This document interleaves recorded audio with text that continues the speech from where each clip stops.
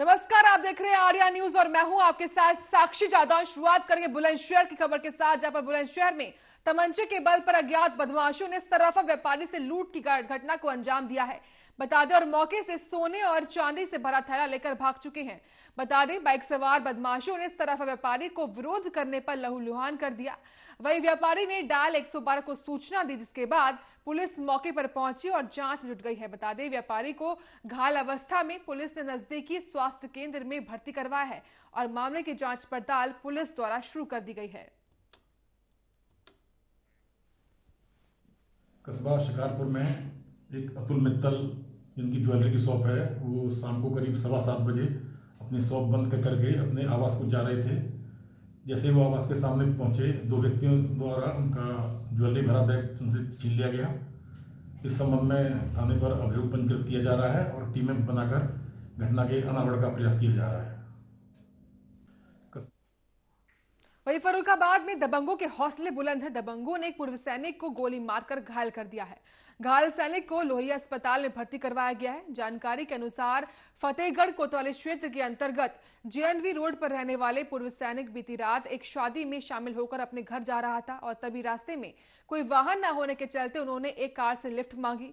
फतेहगढ़ अंबेडकर तिराहे पर पहुंचने पर कार सवार बदमाशों ने पूर्व सैनिक पर फायर कर दिया, जिसके बाद घायल सैनिक को लोहिया अस्पताल में भर्ती करवाया गया, जहां उसका इलाज जारी है।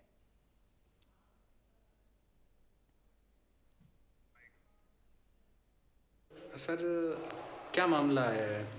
अभी हमारे पास एक मरीज आया है और रवि प्रताप सिंह नाम का, और जिसकी उम्र हुई करीब 34-35 साल, जिसके फादर का नाम वीरेंद्र सिंह राठौर है, जो कि जेएनवी रोड का निवासी फतेहगढ़ कोतवाली क्षेत्र का निवासी है। और हमारे पास घायल अवस्था में आया है, जिसका पूरा उपचार कर दिया गया है और मेडिको लीगल भी डन कर दिया गया है। एक्सरे के लिए सलाह दी गई है और कल सुबह जब उसका एक्सरे हो जाएगा उसके बाद हम लोग कुछ फाइनल ओपिनियन पहुँच पाएंगे। अभी पेशेंट की स्थिति ठीक है, कोई ऐसी कोई दिक्कत परेशानी वाली बात नहीं है। जब तक कल सुबह तक एक्सरे की रिपोर्ट नहीं आ जाती है, तब तक अभी कोई फाइनल ओपिनियन हम लोग नहीं दे सकते हैं। जैसे घायल ने आरोप लगाया गोली लगने का, ऐसा कुछ लग रहा है? घायल ने कुछ आरोप लगाए हैं, वो किसी का नाम भी ले रहा था। वहीं फर्रुखाबाद की कायमगंज क्षेत्र में चूल्हे में विस्फोट होने का मामला सामने आया है, जहां पर 5 बच्चे गंभीर रूप से घायल हो गए हैं। बताया जा रहा है कि बच्चे ईंटों से बने चूल्हे के पास खेलने गए थे और बच्चों ने खेल खेल में चूल्हे में पटाखों का बारूद इकट्ठा कर लिया और उसमें आग लगा दी, जिसके बाद चूल्हे में जोरदार धमाका हुआ। इस धमाके में चूल्हे के पास खेल रहे सारे बच्चे गंभीर रूप से घायल हो गए हैं। धमाका इतना तेज था कि आसपास के लोगों में हड़कंप मच गया। बच्चों की चीख पुकार सुनकर आसपास के लोग घटनास्थल पर पहुंचे और सभी घायल बच्चों को सामुदायिक स्वास्थ्य केंद्र में भर्ती करवाया गया है, जहां उनका इलाज जारी है।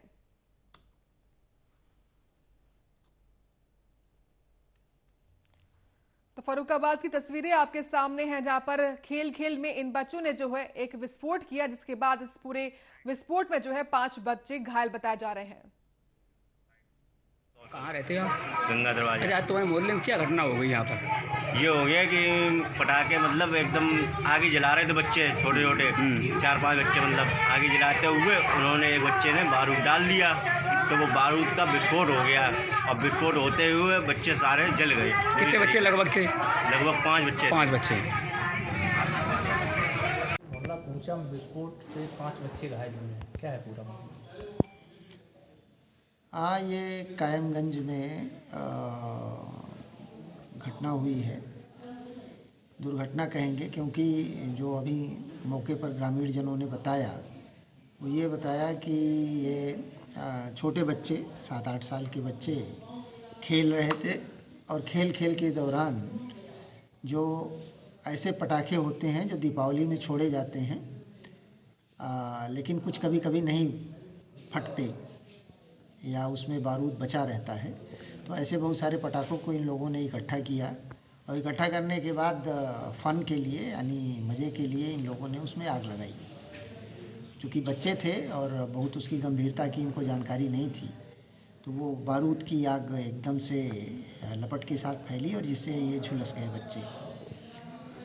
इनका ट्रीटमेंट किया जा रहा है।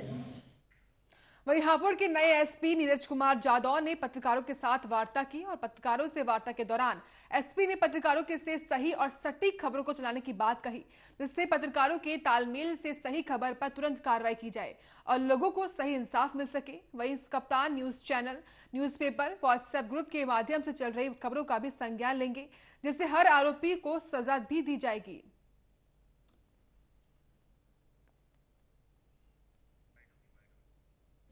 वही पुलिस की है, वही आपकी है, तो हम दोनों मिलकर काम करें और जो सच के पास रहें, सच के एकदम पास रहें, सच के विपरीत ना रहें। जो घटना हुई है, सनसनीखेज घटना हुई है, बहुत बड़ा क्राइम हुआ है, तो बिल्कुल आप हमें बताइए और हम भी बिल्कुल सच के करीब ही रहेंगे।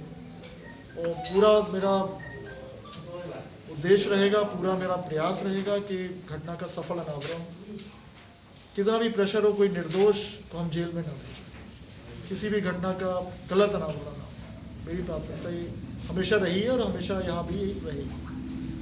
और रही बात मीडिया के प्रति जो व्यवहार की शिकायतें प्राप्त होती रहती हैं, मैं चाहूँगा, मैं ब्रीफ भी करूँगा कि मीडिया के कोई भी कर्मी अगर पहुँच रहा है थाने या चौकी, तो उसके साथ शालीनता से व्यवहार किया जाए, किसी के साथ कोई दुर्व्यवहार ना हो। आप लोगों से भी रेसिप्रोकल रिस्पॉन्स की उम्मीद रहेगी, मतलब उतना मर्यादा का आप लोग भी पालन करें। वहीं बांदा के जमालपुर में तेज रफ्तार के चलते हादसा हो गया, जहां ऑटो और बस में जोरदार टक्कर हो गई। इस हादसे में ऑटो में सवार 6 लोगों की मौके पर ही मौत हो गई और 3 लोग घायल बताए जा रहे हैं। घटना की सूचना मिलते ही डीएम और एसपी समेत भारी पुलिस बल मौके पर पहुंची और सभी घायलों को इलाज के लिए ट्रॉमा सेंटर में भर्ती करवाया गया। वहीं शवों का पंचनामा भरकर पोस्टमार्टम के लिए भेज दिया गया। और साथ ही बता दें कि ऑटो चालक सवारियों को लेकर बांदा से पपरेंदा जा रहा था और तभी यह हादसा हो गया।